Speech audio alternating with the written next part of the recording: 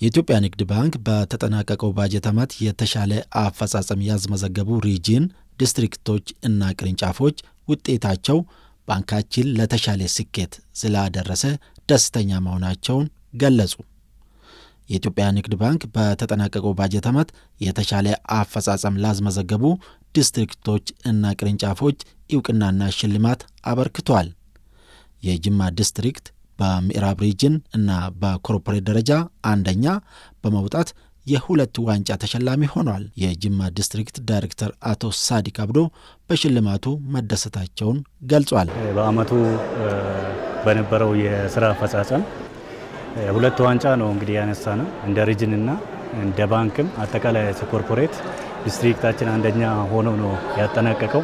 ቀጣይ አመትን ፈጣሪ ደርቶን ከዚህ የተሻለ ውጤት አምጥተን ባንካችንን የተሻለ ደረጃ ላይ ለማድረስ ነው የምንሰራው።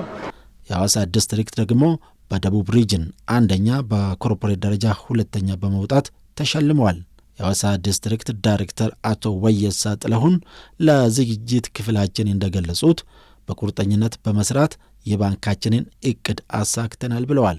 አጠቃላይ ቁጠባ፣ የብድር ስርጭት፣ የብድር አሰባሰብ፣ የትርፋማነት እንዲሁም ደግሞ ከሁሉ በላቀ መልኩ የዚህ ቀጣይ የባንኪንግ ዕጣ ፈንታ የሆነው የዲጂታል ባንኪንግ ስትራቴጂክ አፈጻጸማችን በጣም ኤክሰፕሽናል ነበረ። ለዚህም ደግሞ እንደ አንድ ድርሻ የኢትዮጵያ ንግድ ባንክ ሐዋሳ ዲስትሪክትም በእነዚሁ ባነሳቸው የዋና መመዘኛዎች ማለት ነው ኤክሰፕሽናል የሚባል ፐርፎርማንስ ነበረ።